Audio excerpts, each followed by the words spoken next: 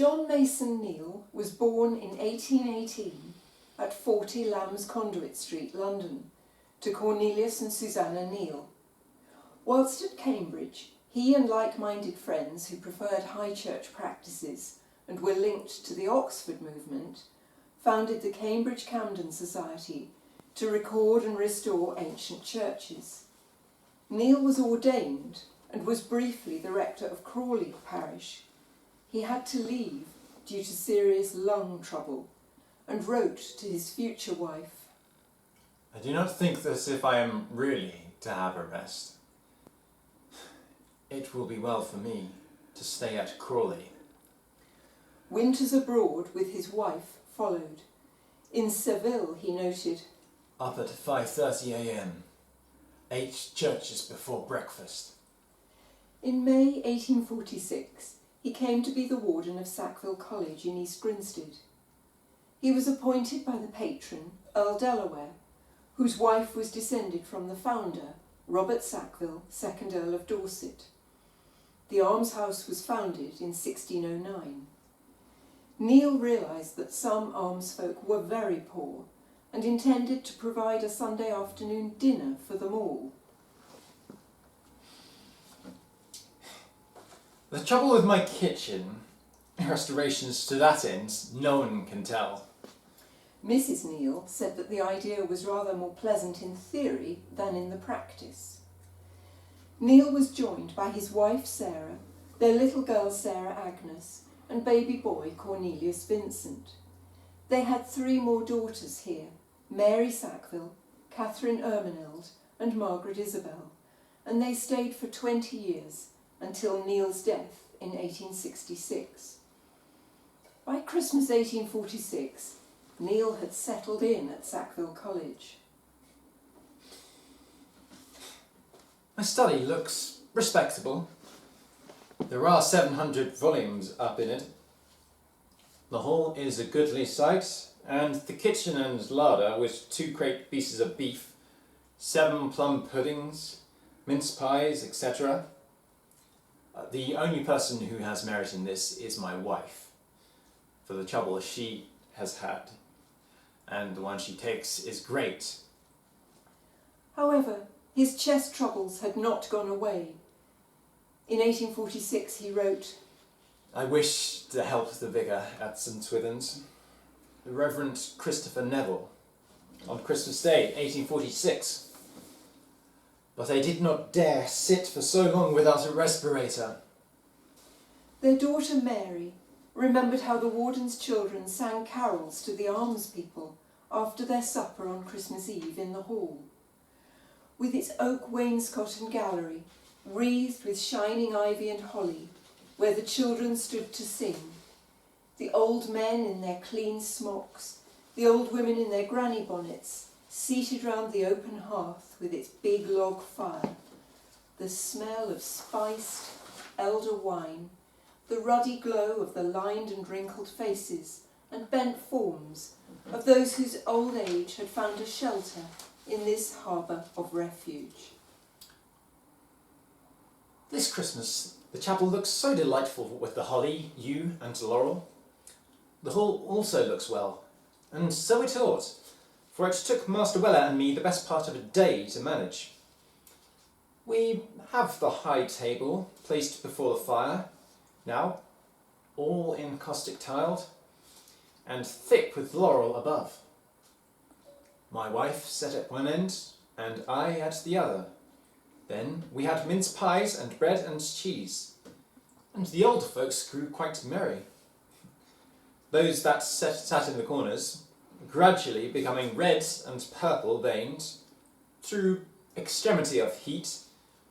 After supper, we moved away the table, gathered round the fire, had a glass of wine, and drank to the pious memory of our founder. Neale wrote books, articles and sermons, and he read extensively, often standing at his desk in the study. He wrote many hymns and carols. The words for Good King Wenceslas were composed in Neale's study, where he looked out across the Sussex countryside. He knew that some living on Ashdown Forest were very poor, scratching a living from the soil. Neale, as warden of an almshouse, was concerned for the poor. He wrote the words, based on the tale of the real Wenceslas, a 9th century Christian ruler of Bohemia, who was kind to the poor.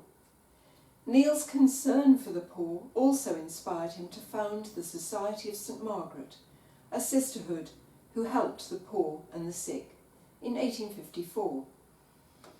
The music for Wenceslas was first published in 1582 in Finland, in a Scandinavian book of hymns and carols, Pie Cantiones, or sacred songs. The book came to England with Mr. J.G.R. Gordon, Queen Victoria's envoy in Stockholm. He showed it to Neale, who then, with his friend, the Reverend Thomas Helmore, collaborated on the writing of this and many other carols drawn from that book, in Carols for Christmastide and Eastertide, first published in 1853. Many have become popular, perhaps especially Good King Wenceslas.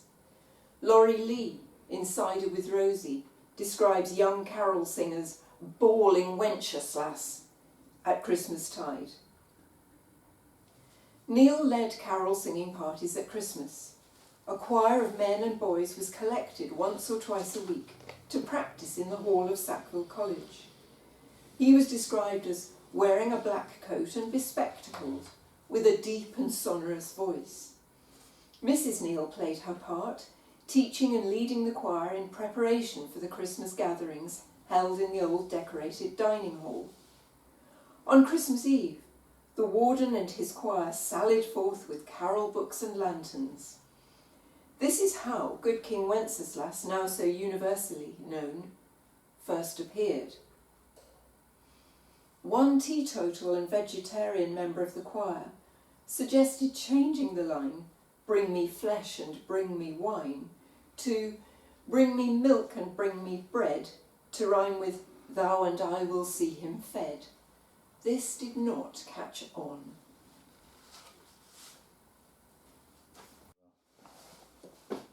Christmas 1852 was a worrying time for the Neale family. Their only son, Cornelius Vincent, was dangerously ill. Neale's wife took their son to Brighton for homeopathic treatment and stayed with Mrs. Neale Sr. The treatment was successful. Neale wrote to his wife on Christmas Day. "A great many happy Christmases to you, and no more away from me. Last night we had the midnight service, to my great edification. Master Trice and I rang the bells, it having pleased Master Martin to go out after supper without leave, for which he shall receive a lecture. There was a full party at supper, and the alms people at the college devoured the mince pies with great spirit at supper. It was very stormy at night, at least very windy, and the effect of the chapel, when we came out in the midst of the night and storms, was very lovely." A pig was kept at Sackville College for a time. Whilst Cornelius Vincent was away recovering from his illness, his father wrote to him, and this is the only letter that survives from Neale to his son. "My dear little Corny boy, I hope you are getting better, and will soon be strong and able to run about again. Last Sunday we dined in Hull and drank your health at dinner. We ate the pig, but he was very fat, and the college people did not much like him. Master Wren grunted when he beheld the pig Master Martin had a hand in making him so big, Master Everest. He could never rest till he tasted it. Master Trice was too nice to devour a bit. Give my love to aunties and grandmamma. Your loving Papa." Neale faced constant battles during his time at Sackville College. The townsfolk distrusted his high church ways, especially over the funerals of almsfolk. The vicar from 1848 to 63 was the Reverend John Netherton Harwood, who was Low Church and disagreed with Neale over church practices and the Crimean War. The redecoration of the college chapel in a high church style caused offence to some, and the Bishop of Chichester inhibited Neale from celebrating the Eucharist for about 13 years. The Brighton Gazette wrote critical, inflammatory articles about Neale. His assistant warden, Dr. Henry Rogers, had been a friend but became a bitter enemy. Sister Amy, formerly Emily Scobell, died of scarlet fever caught whilst nursing.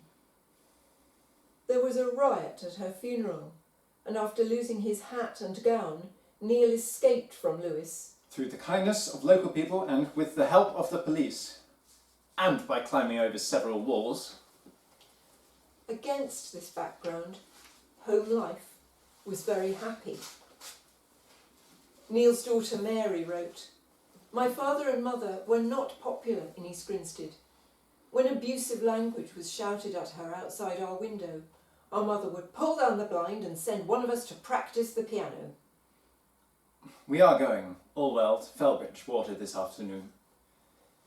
May and Ermy and 2 servants in the donkey cart, Corny and me in the coach.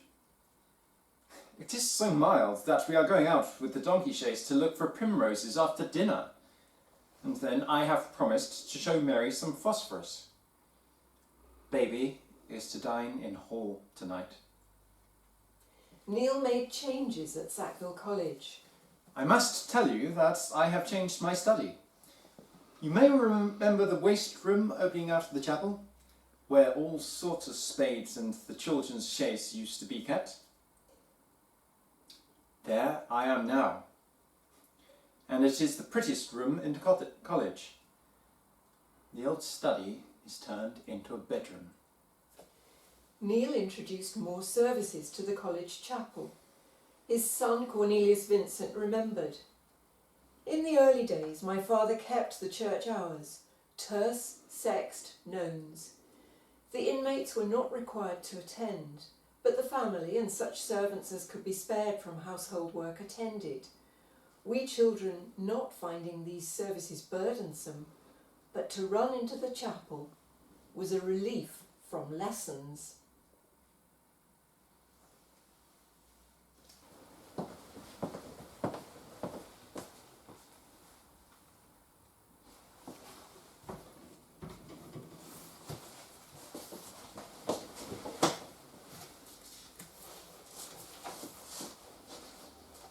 After the convent school was founded, Neale wrote to one of his daughters.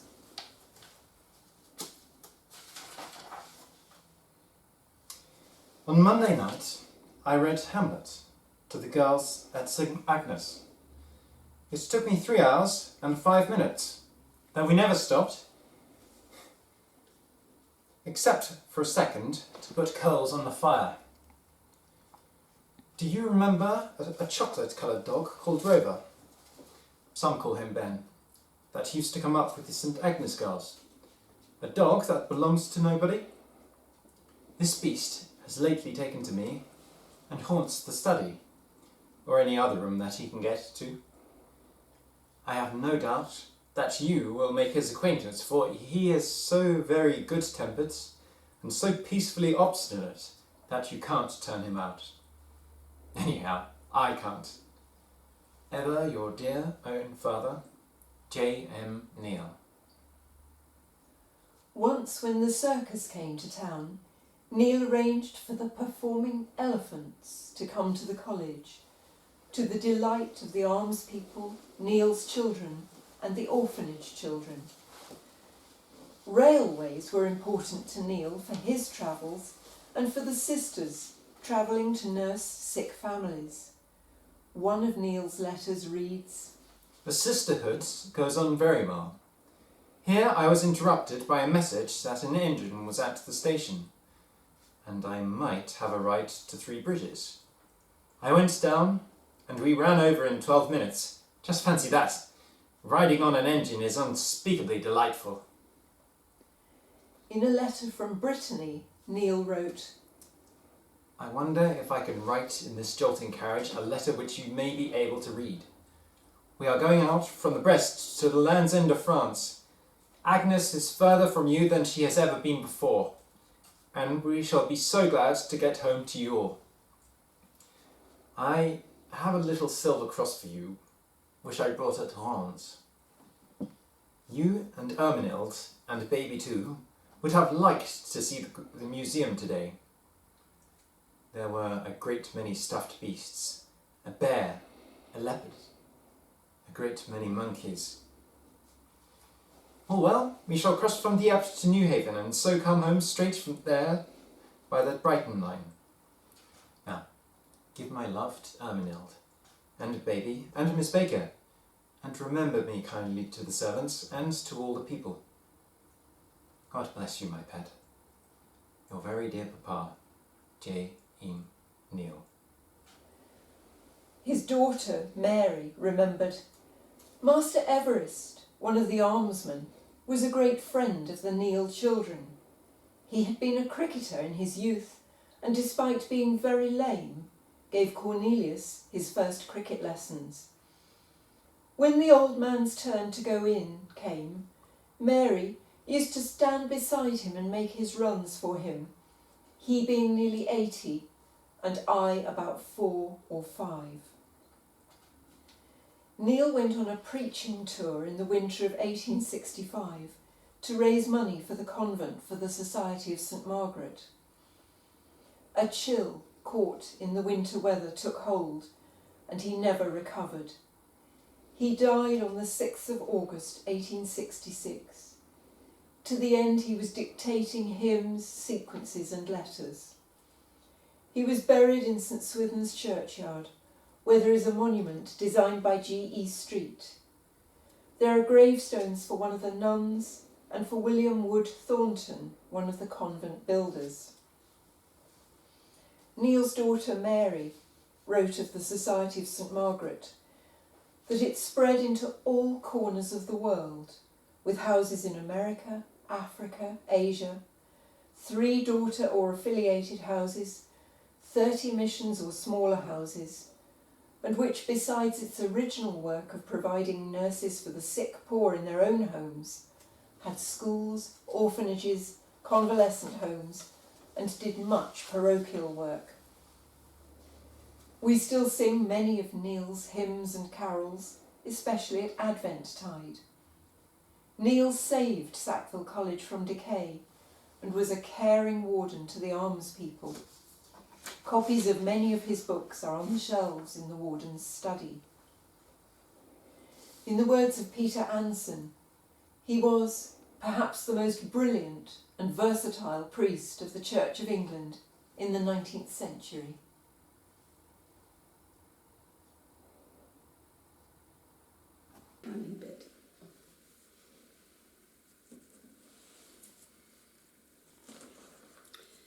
Hello, and thank you very much to Caroline, Steve and Chris for a unique insight into the life of John Mason Neale.